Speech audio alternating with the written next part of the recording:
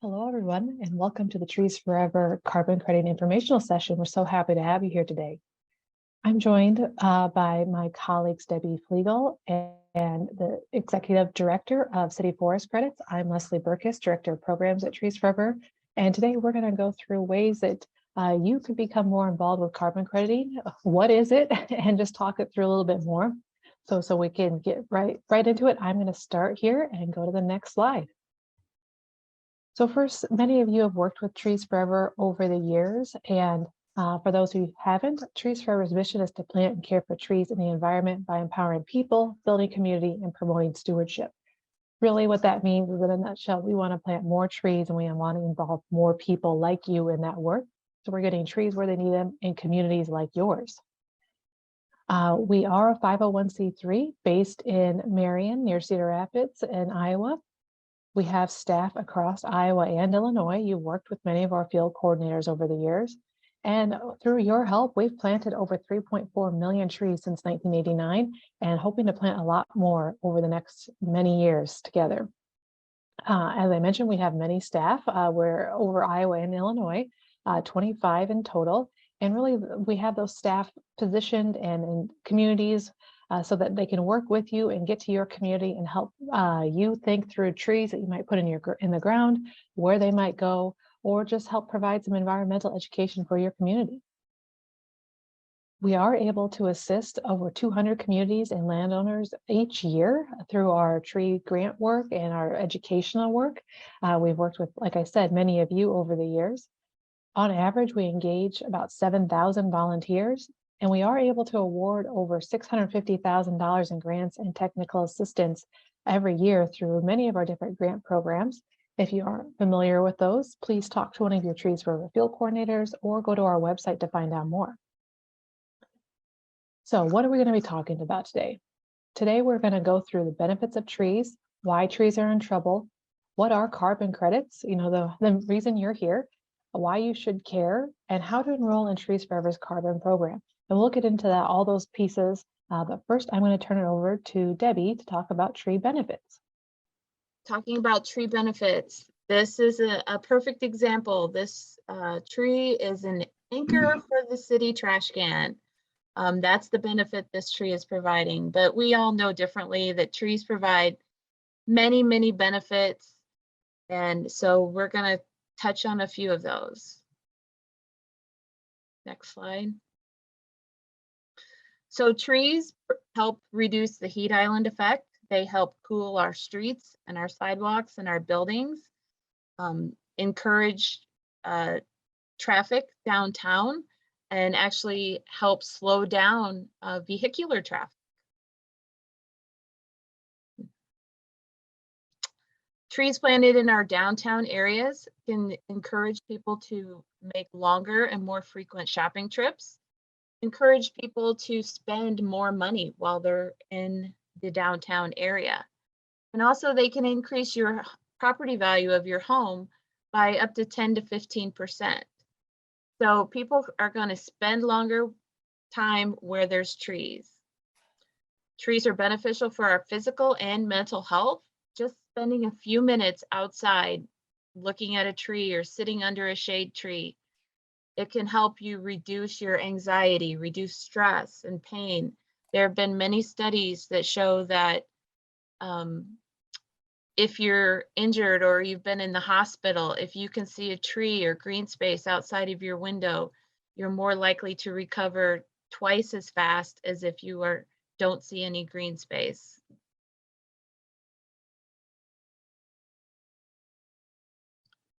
Trees store carbon, so they directly absorb carbon dioxide through their trunk, their branches, their leaves, producing the food that they need. But they also help store carbon and reduce our summer energy use. Just saw an article last night that said that in South Florida, instead of adding more cooling centers to battle the heat, they're planting more trees. So it helps reduce our summer energy use as well.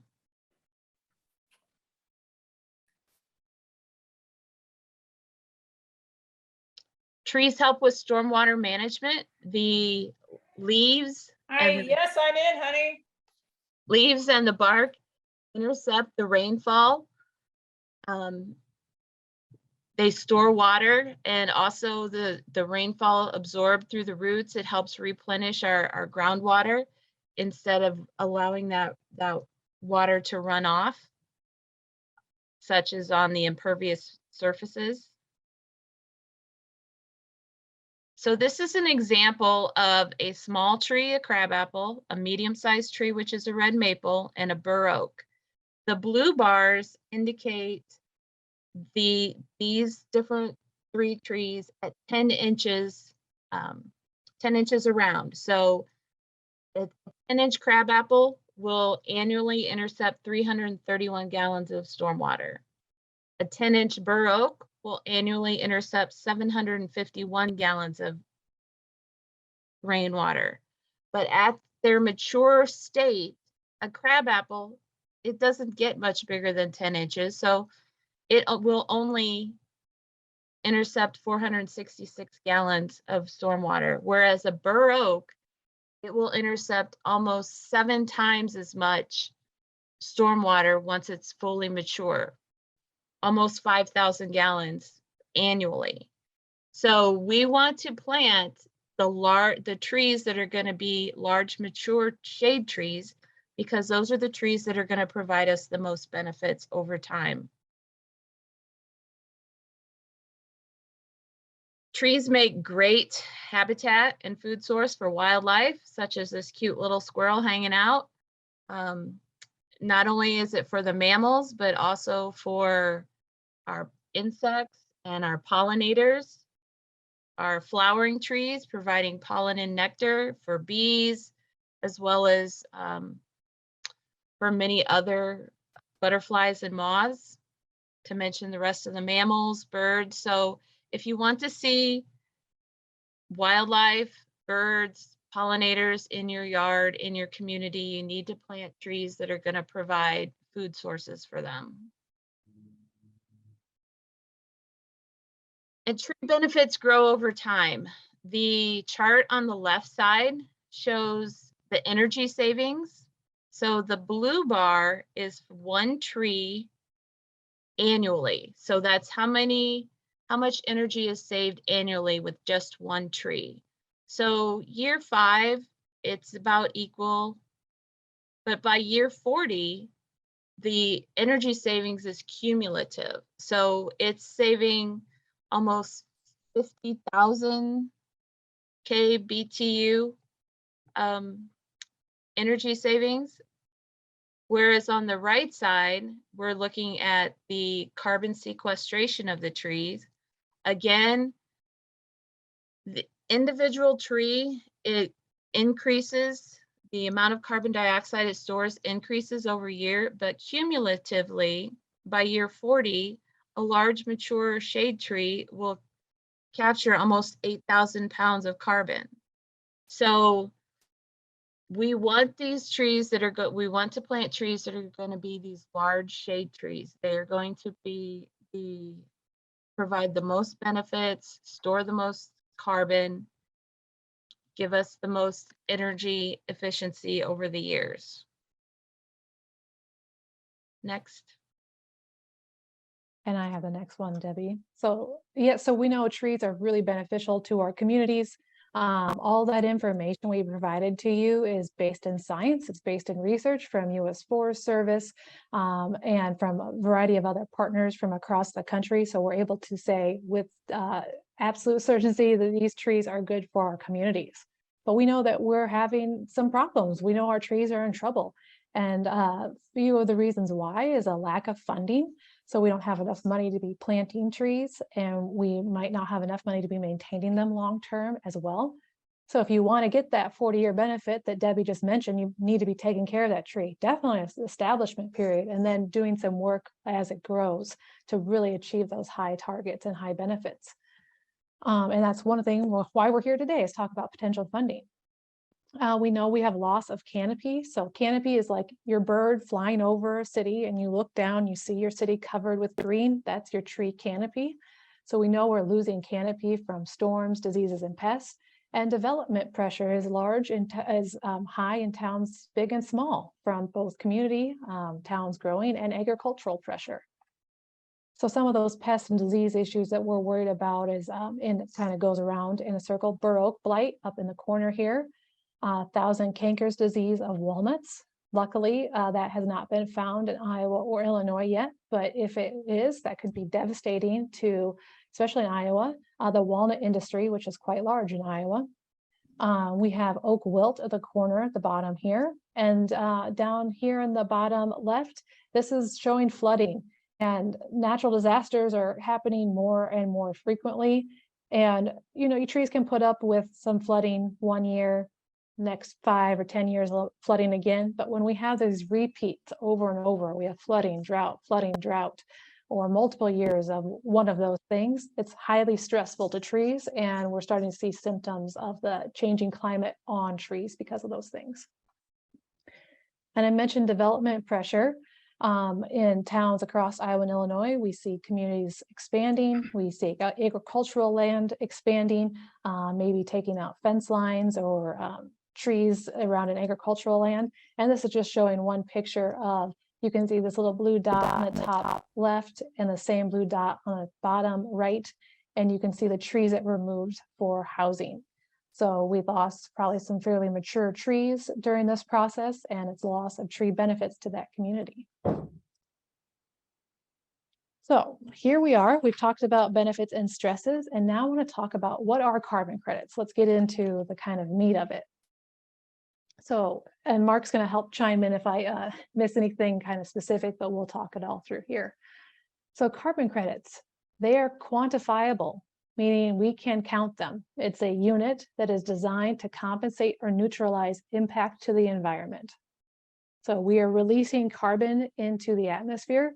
Trees capture carbon, and we can quantify that based off that research and science that I was talking about and that Debbie was referencing. So just through the simple process of a tree growing, it takes in and stores carbon during photosynthesis. That is why trees take in carbon and they hold it within their leaf structure and their woody structure. We know that different size trees take in more or less carbon. I'll show you that here in a second. And overall, a measure can be given to that carbon intake, and the number of tons held can be assigned. So you'll often hear carbon credits referred to a number of tons that a tree can hold. So at Trees Forever, we're always advocating for a big tree whenever we can get a big tree in. For all those benefits, Debbie, you talked about stormwater retention. Here we're showing it in terms of carbon sequestration. So a bur oak tree on our left is a large mature tree, and then a crabapple, a small tree at maturity. After 25 years, you can see the difference in tons that these two trees would store. 4 tons of carbon stored after 25 years for a single bur oak tree, and 0.7 tons for a crabapple. And I mentioned single because we're having more than one tree that we're quantifying here. Imagine this across an entire community. With that, I'm going to ask Mark to kind of cover, how do we verify credits, Mark? What's that look like? And how does your organization do that? All right, thank you very much, Leslie and Deb. I thought it might be good to give all of you just a very short sort of account of how we came about. Like, where did this urban forest carbon come from? And here's the background to that. The carbon world, as you all may know, is not regulated. There's no governmental agency that regulates it. There's no real laws that govern it. So carbon credits are issued in the US primarily by 4 large carbon registries. And they're called registries. They essentially develop protocols, which are the rule books that projects have to follow to earn the credits. And then the registries issue credits to the projects. And the 4 big carbon registries are the Climate Action Reserve in California. They really do a lot of the crediting for California's cap and trade system, which is a sort of a climate legislation they adopted back in 2009.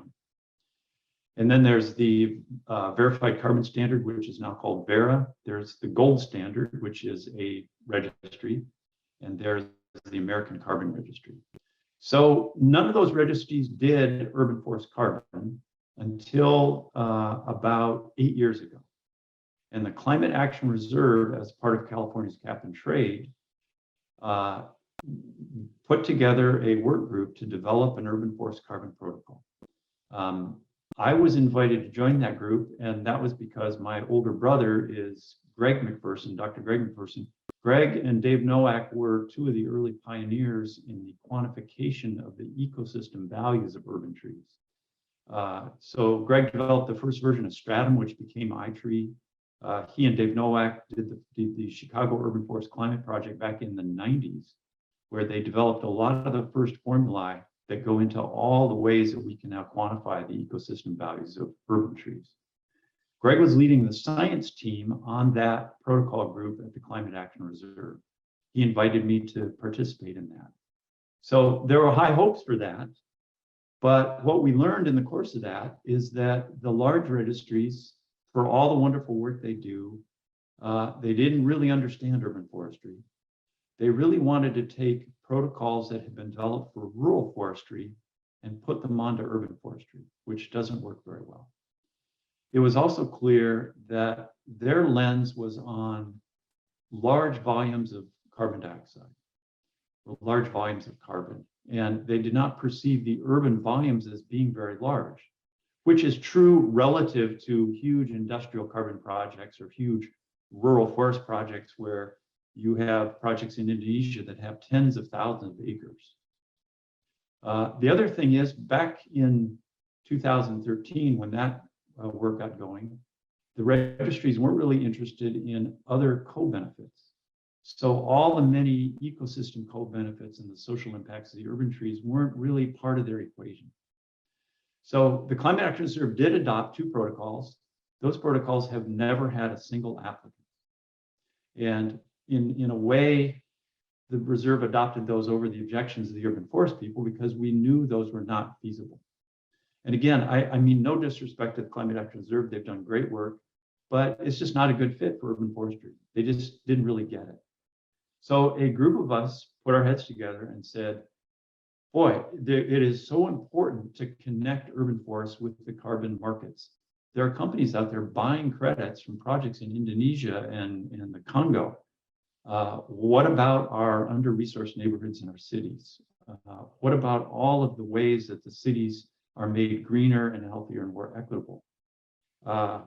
And also, we recognize that urban forest has a very different stakeholder group. For example, almost all urban forest work is done either by local governments or by nonprofit organizations. So it's not for-profit carbon developers that are in this to make money. Also, the urban forest, unlike a lot of those other larger carbon projects, is very much a public resource. So there's very strong public policy reasons to promote urban forestry. We also felt that the urban forest carbon credit could be a very valuable credit, that it's not going to compete on price with a rural forest credit because it's got all these many other values. So we developed city forest credits. And one of the first things we did was put together a protocol work group to develop national protocols. And these were people from all over the country. Shannon Ramsey, who is the founder of Trees Forever, was a member of that group. But there were nonprofit organizations, local governments, utilities, scientists, watershed people, a whole range of people from all over the country that developed two protocols, one for tree preservation and one for tree planting. The protocols essentially have all the rules that projects have to follow to earn the credits. And I will give you a heads up, they're not entirely simple because we have to be very careful to make sure that these projects meet all the standards for carbon crediting, and in particular that the quantification methods are very sound. So Greg, my older brother, again, led the science team on the quantification methods for the tree planting protocol. So you all, if you choose to do projects, will have to follow the protocol rules. Trees Forever will work with you on that, or we'll actually make sure you do that. And then your project has to be third-party verified, and then the credits are issued. There are more burdens and requirements that that I know Trees Forever will talk to you about. One of the things that is required for any carbon protocol is a certain longevity. And so for our planting protocol, you have to make a 26-year commitment to the trees. And there's much more to say about that and what that means exactly. But it's not, you cannot plant trees, earn carbon credits, and then just walk away from the trees. So it does require a commitment that in many cases is longer than you all are used to making. So that's the gist of the protocols. We now have approximately 30 projects all around the country that are in various stages of development. Many of them have already been issued credits. The 13 projects that received credits in 2021 actually aggregated all their credits into one amazing national bundle of credits, or quite a tapestry of the many social and environmental impacts, community impacts of trees. And they put out an RFP and sold all of those credits in one bundle for a very high price. The price being significantly higher than any rural forest credit price. Now, the volumes are lower for urban forestry, particularly for planting projects, and I know Leslie and Deb will have more to say about that. So the high price is an important part of what we are very happy to see. Now we are interested in working with Trees Forever and with all of you to hopefully bring carbon crediting to smaller towns. So far, they've been primarily in the larger metro areas, and there are a lot of reasons for that. But we understand the challenges of the smaller towns in a lot of ways. And we're excited about this program because it's a chance to bring carbon crediting to your landscape. So I think I'll stop with that and turn it back over to Leslie. Yeah, thanks, Mark. Well, wanted to make sure we're covering that because as Mark started that, carbon markets are not regulated in the United States. And so everything is voluntary. But we want to be serious about this because we want your projects to be taken seriously and make sure that they are based in science and based in very strong protocols. And Mark there at the end was talking about small towns. We use the term urban, and that might some of the communities on this call might not consider themselves urban, but you're in a community. That's what we mean by that. People living together in the town, and that's where we want to see if we can work with you on a planting project. Mark also referred to the 26-year commitment. We'll talk more about that. On the surface, maybe that sounds a little scary, committing to something for 26 years, but we hope you'll share the same sentiment that we have, that we better be committing to our trees that we're planting today for longer than 26 years, because someone 26 years ago planted some trees that we're sitting under the shade of. We want to be doing that now. So we should be committing to long-term care and long-term growth of our trees now. So why should your community participate? And what does this mean to participate? Trees Forever was lucky enough to receive a grant from U.S. Forest Service to start experimenting and piloting the idea of bundling communities together. So I saw the town of Zering on here. I think we might have Carbondale, Illinois on here. Planting 1,000 trees in your town is going to be pretty challenging to try and reach those high carbon credit numbers. But what if you planted 100 in Zering, and in Carbondale we planted 100, and in Story City and in Peoria, Illinois, and we bundled those together so that we had a single sale of a larger credit bundle that's more appealing to a buyer. It's more appealing to them because they get more credits.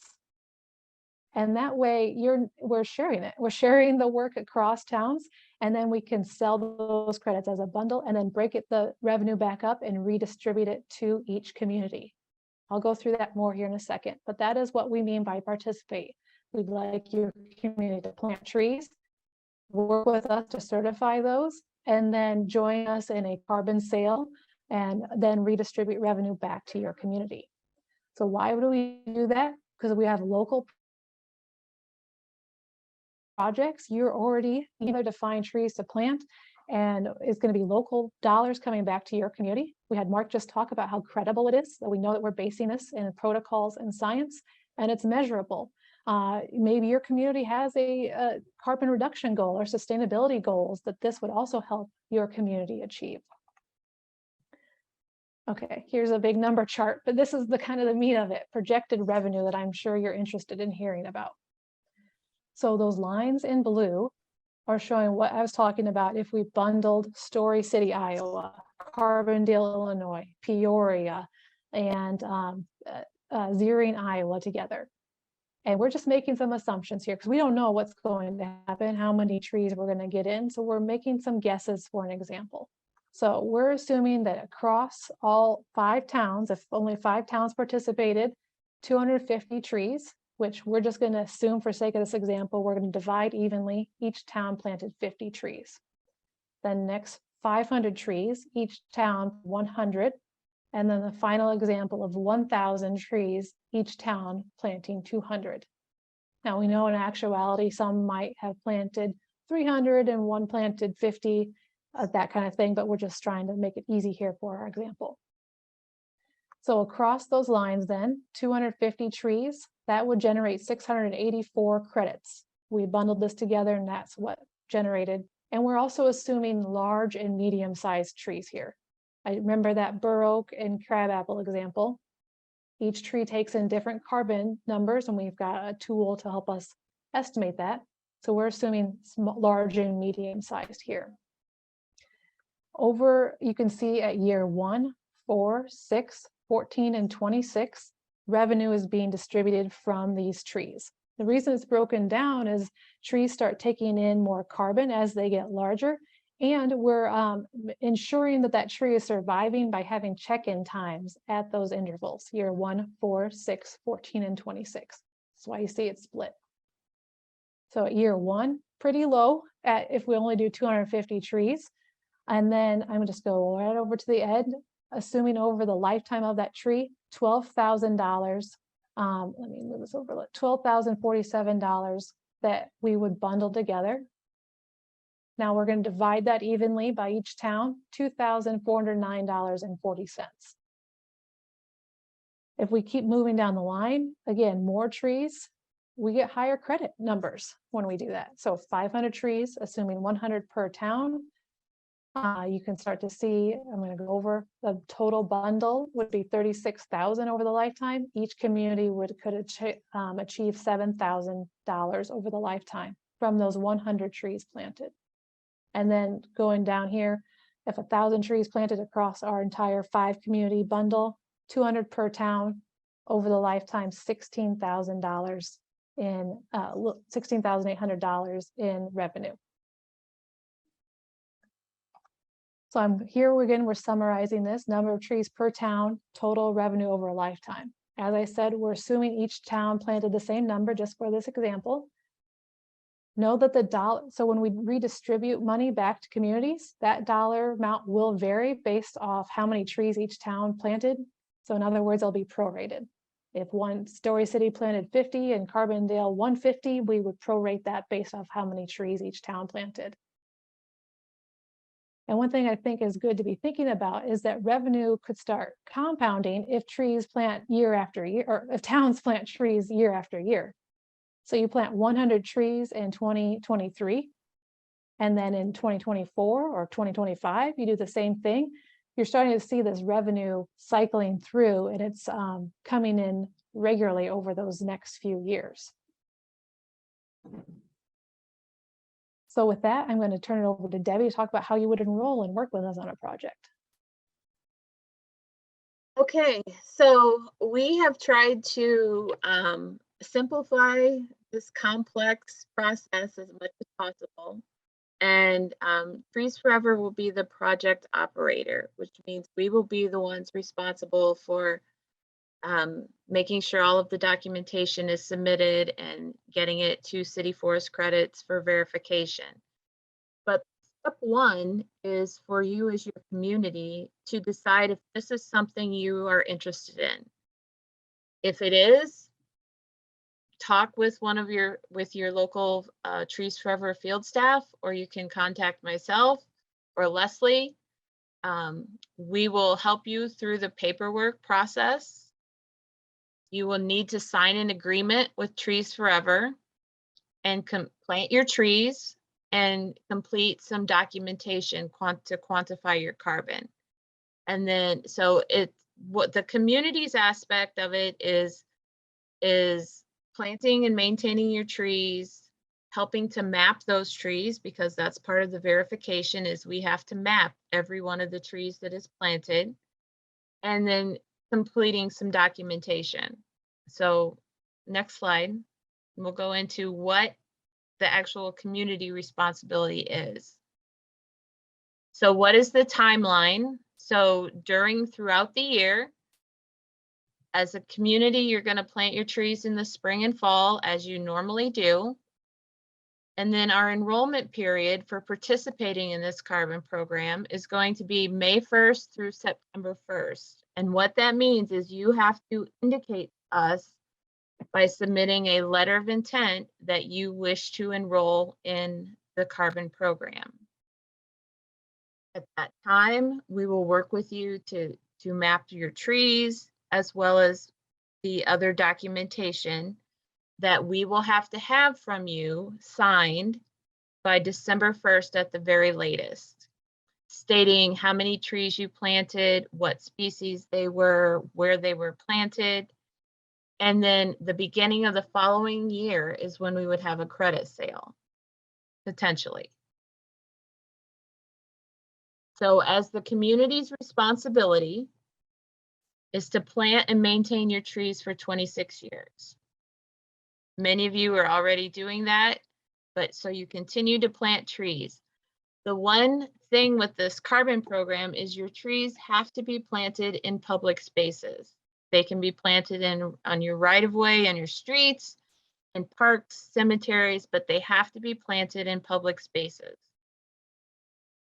Then you would work with Trees Forever staff to map all of your trees. And then at those key intervals that Leslie mentioned, after years 1, 6, 9, 14, and 26, you have to document the survival. And there's a brief report. It could be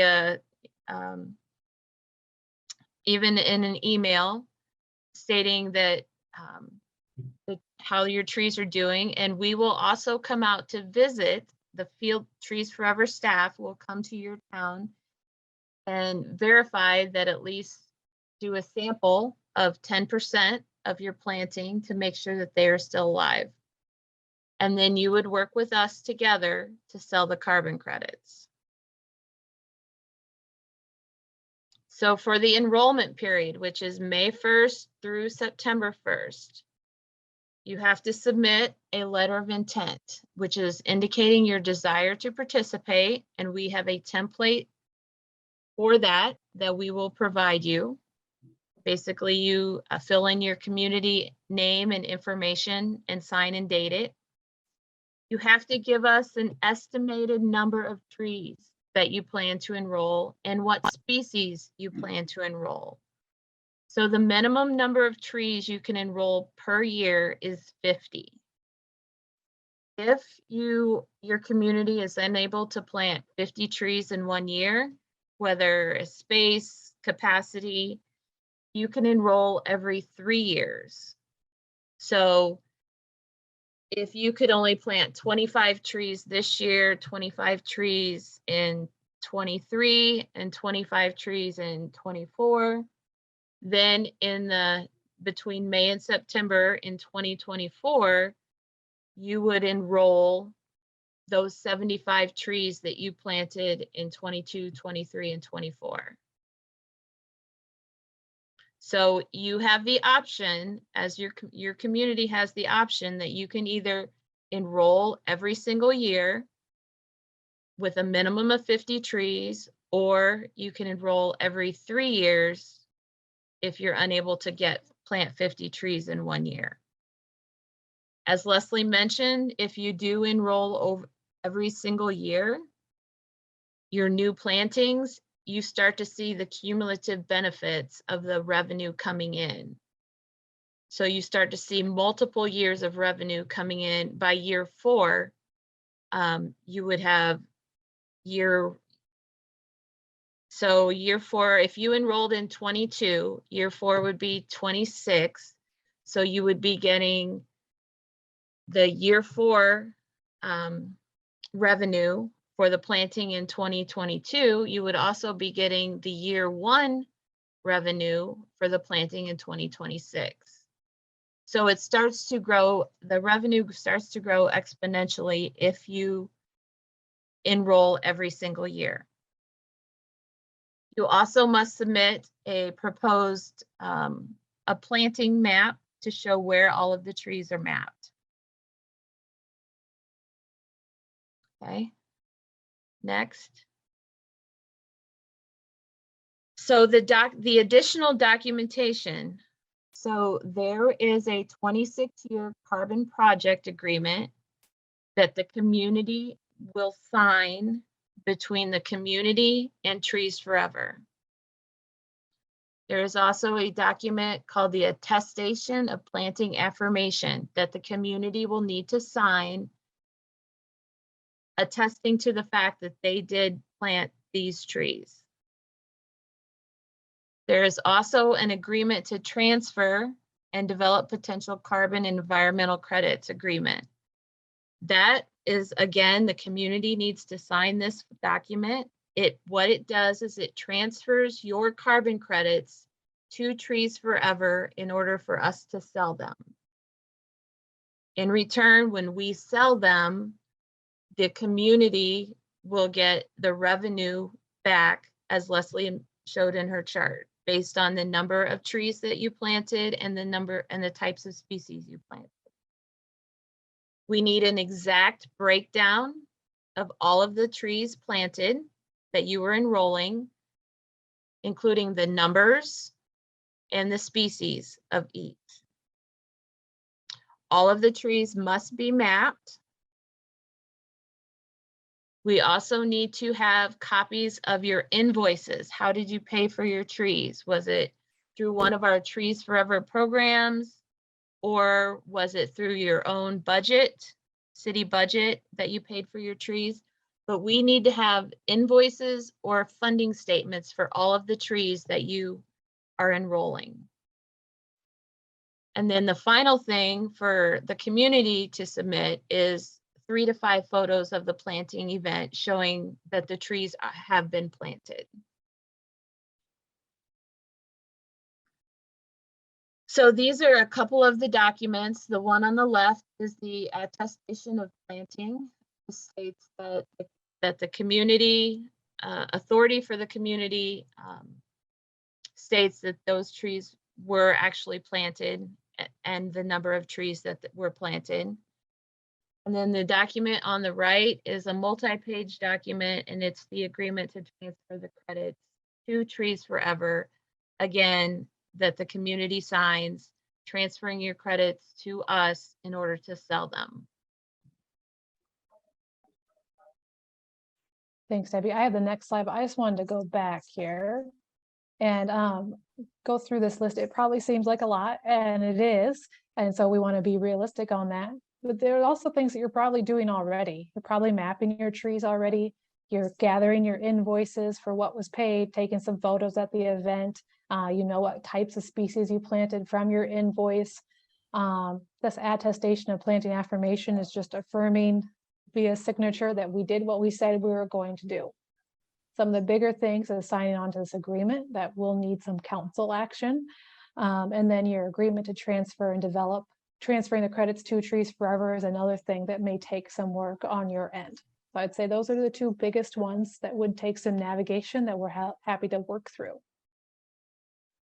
Now, you could do this project on your own. Your community could decide to just sell credits on their own and not work through Trees Forever. But your benefit of working with us is that bundling that we're able to do with other communities. And also utilizing our technical expertise, because we're helping navigate so many different projects. We're starting to learn more and are able to take them on. So again, you could do it on your own, totally fine. Work with City Forest credits, happy to talk through that with you. Or you work with us, and that's why the credits have to be transferred to us as the project operator. So the final thing we have here before we turn into question and answers is, so you went through all that work, now what? And that's when we get into this credit sale portion of the work. So I'm going to use an example, and then we could talk about what this might look like. So first, our example is City of Des Moines, where I live, and I went through a project with Mark. We planted trees in the right of way, it's the grassy strip between the sidewalk and the street, or in parks across our city. We bundled 2 years of carbon credit or trees together, so 2020 and 2021, and we had, I think, about 16 to 1700 trees that we planted over those 2 years that we turned in and certified through Mark and verified for carbon credits. And then with a third party who helped us manage a sale, we bundled those with people from across the country. There were people, I hope I've got all the areas right, but I think from Austin, from the West Coast, East Coast, people who were doing tree planting projects, and we bundled our credits with them. So we had a larger credit sale that was more appealing to a buyer. We're doing that on a scale now in Iowa and Illinois. So if you can kind of see the two examples here. So with our credit sale, we found a buyer. Mark talked about selling those credits for one of the highest amounts that had been sold for per credit amount. And Trees Forever received $14,000 for the first year of our carbon sale. Now we can take that money and reinvest it and purchase more trees, or invest it in the maintenance of the trees we planted. And then we'll be able to sell those credits again at those intervals I showed, as not the exact same credits, you're selling a portion of them at those different years down the line. So what we're hoping is that these projects will be able to take the trees that you all plant, certify them, and bundle them together and put it into a national credit sale, like I just talked about, with Des Moines and Cedar Rapids and people from across the country. Or perhaps we find a local buyer, somebody who is here, someone who is invested in our communities because they have headquarters here, or they're invested in Iowa and Illinois or Midwest-based companies, and they have carbon credit reduction goals and they want to purchase those credits. So that's where we're seeing this go down the line. We are piloting this, we're pioneering this, so it is new and we're working through the kinks together, but we have enough projects under the belt that we think we have a sense of where this might go. So with that, Debbie or Mark, any final things you'd mention, anything you want to add? Mark? The only thing I would add is that their credit prices are predicted to go up quite a bit. And you may have read in the news, there has been sort of an explosion of companies that are getting into the whole carbon credit business. Arbor Day Foundation set up their own for-profit entity. This is Arbor Day Foundation, to essentially develop carbon projects and buy and sell credits. American Forest has launched its Reforest America Carbon Program. And they're doing that because the demand for credits is predicted to vastly outstrip the supply of credits. Supply being all of you, or landowners who are actually generating credits from their trees. Now it's a market, so prices can go up and go down. But if you've got demand outstripping supply, generally prices go up. So the prices are predicted to go up. I'll just mention that. The other thing I would say is that we have thick skin, and I know Leslie and Debbie do too. So we are working to see what works and what doesn't work. So we very much appreciate your honest feedback. What are your barriers? What are the problems that you see when you look at this? What do you see to say, no way, that won't work for us? Well, if you can let us know that, that's very helpful. And then we can figure out if there's a way to reduce or address that barrier in some way. Okay, that's all I would add. Yeah, I agree, Mark. Thanks. So happy to answer questions, hear what you think some of the barriers are. I see one question in the chat. Can communities plant trees larger than 5 to 8 feet tall and still receive carbon credits? Absolutely. We are looking at what we call landscape scale trees for the most part. So they're either 5 to 8 feet tall or 1.5 inches in caliper, as another way you'll see that referenced. They might purchase it by pot size sometimes. That's number 10 or number 15 gallon pots. So yes, all those eligible for carbon crediting. Any other questions? Feel free to unmute yourself or chat. So from Andy, thanks, Andy. Is preservation another option for carbon credits in addition to planting? If so, how does that work? Yeah, so preservation is, we haven't, Trees Forever hasn't worked with that yet, but Mark, would you talk that through? Yeah, no, that's a great question. So the preservation protocol is based on preserving forested stands of trees in cities and towns. And our eligibility, our location criteria are cities and towns, incorporated, unincorporated, as well as the Census Bureau mapping of urban areas and urban clusters. So our location criteria are larger than what you would think of oftentimes as just, even a city limit. So in and around cities and towns, there are forested stands. And in some cases, there are conservancies and land trusts, and in some cases, local governments who are working to try to preserve those from development. So the preservation protocol is essentially a protocol where the trees are currently not protected, and then they receive protection in the form of a recorded easement, covenant, or deed restriction. And the trees also have to meet some kind of test for being at some risk. So they have to be surrounded by a certain amount of development. The land has to be valued at a certain amount that indicates there is development pressure. So the gist of the preservation protocol is you have trees that are at some risk of development and who are not protected, with the project action being to add a long-term easement, covenant, deed restriction to protect the trees. Then you can quantify the carbon in the trees that are protected and saved, and you can credit that. So I will say, interestingly, those projects do tend to generate larger volumes than the planting projects do. Obviously, that depends on the size of the planting project. But if you have, so one of the projects in the 2020 sale was a 15-acre parcel out here in the Seattle area. A local city wanted to preserve it and add it to a park. They did. That produced thousands of credits because it's the Pacific Northwest. It's 15 acres of mature forest. So it really all depends on the landscape. If there are preservation activities going on, if there are forested stands at risk in Iowa and Illinois, then yes, we're happy to talk to you about preservation.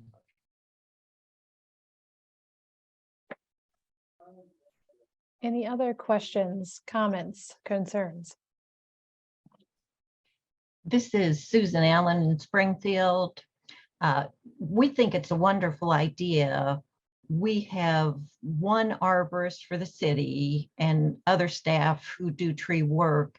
I guess what we are wondering is the documentation burdensome given the benefits, and we're on board about the benefits of trees, but the benefits of the money coming in, we're going to plant the trees anyway. Is the money coming in worth the documentation? Debbie, do you want to take that first?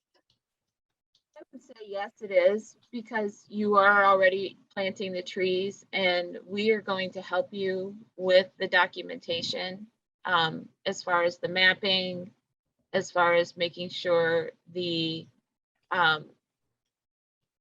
forms are filled out correctly. The biggest struggle, as Leslie mentioned, that you would probably have to take to in front of City Council would be the agreement form between the city and Trees Forever, as well as the transferring of the credits to us. And that could be somewhat of a lengthy process, or it may be a very quick process, depending on the city council. But the benefits of participating in this program, you're already planting the trees. What this is going to do is provide you that additional revenue so that you can continue to plant more trees year after year, as well as maintain those that you are planting. Currently, you only have one arborist, with whether that's a budgetary issue, perhaps this could help pay for additional staff as well over time. So the only thing it's going to do is improve your community forestry program. And Susan, I'd add, I walked through the process here in Des Moines. Trees Forever is the project operator. I worked with our city to walk through the process. I'd say our city had minimal work in it, besides what you might see in Springfield is doing the mapping, which I assume you're probably doing already, and just documenting where those trees are. That's what I think we'd be asking the most of you. Again, hope you're doing that already. If not, then maybe that takes a few hours to do. And then walking through all those paperwork processes might take some time. So if I'm just kind of guessing off the cuff, 15 to 20 hours of time to walk through all that paperwork. I don't think it's burdensome myself because we're trying to take some of that off your plate and do it ourselves. I hope that answers your question, Susan. I want to go, Carol chatted, and Mike, I saw you come up on screen. Maybe you've got a question, but Carol had a question. Is a percentage of mortality, for example, from disease or storm, accounted for in the calculations? And the answer is yes. Mark, could you help me answer that one? Yes. So for trees that are planted that are spaced out a little bit, like street trees or parks trees, at least 10 feet apart, our methodology has a default 20% upfront mortality deduction. So that's applied upfront before any credits are calculated.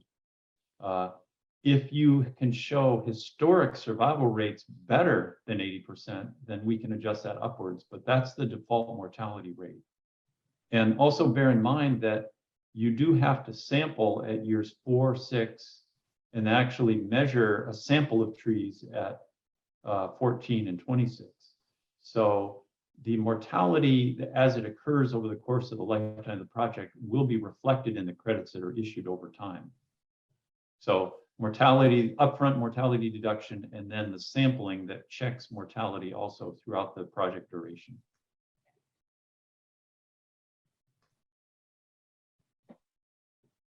Mike, did you have a question? Yeah, I did. And I apologize. I had to mute the webinar there quick to take a phone call. So if this was already addressed, just let me know and I'll get it answered outside of everyone else's time. But I was curious on the revenue timeline. There was 1, 4, 6 maybe, and then there was a big jump to 14. That seems like a large gap there in one of the primary establishment benefit building periods during that tree's lifetime. But there's also a significant drop in revenue from that 6 to 14 year timeline. What represents that, or what's that change in revenue for in that timeline period? Leslie, you want me to take that? Yeah, Mike, so great question. And so the credits are issued, they're not issued in equal percentages over time. So what happens at the beginning, you look at the forecasted carbon storage over 26 years, and then we issue 10% of the credits after planting, 30% after year 4, 30% after year 6, 10% after year 14, and then the remainder of the credits at year 26. At 26, there's kind of a true up. So you have to measure, you have to sample, calculate a sample, measure those and see actually how much CO2 is there. If you've done a great job, there's good survival, the trees are healthy, you'll get a bunch more credits, but it all depends on what's there. Now, why those intervals? That was really our protocol drafting group said, well, it'd be great to make everyone sample every year, but that's just too burdensome. So it was a question of how do we, in essence, put some credits early enough in the project so that you get some revenue relatively early. So that's why, the 70% of the credits are issued by year 6. That's designed to help get you some of that revenue early in the project so we can use that on maintenance. And then maybe the other thing going on is that we did look at national mortality data. And urban trees generally, if they get through the first 3 years, they have a big survival jump. If they get through 6 years, they have another big survival jump. That's not exact. It all depends on where they are. Obviously, it depends on how well they're cared for. But those were national kind of mileposts. So that was the rationale behind those different intervals. Okay, that's very clear. Thank you. So with that, we are almost at 1. I know that was a lot of information. We appreciate you coming to this informational session. We're excited about it. We know there's things to work out. Like Mark said, we want to hear what your concerns are, what might not work for you, or what you do think will work for you. If you want to go work with us from here, I'm going to share my screen again. So you have, there's Debbie and my email address. You can just go to treesforever.org to the staff page. It's all the way at the top. If you go all the way on the right, you can find our contact information. Would love to talk with you more. And we'll leave it there. And let's see if there's any questions afterwards, and enjoy the rest of your day. Thanks, everybody.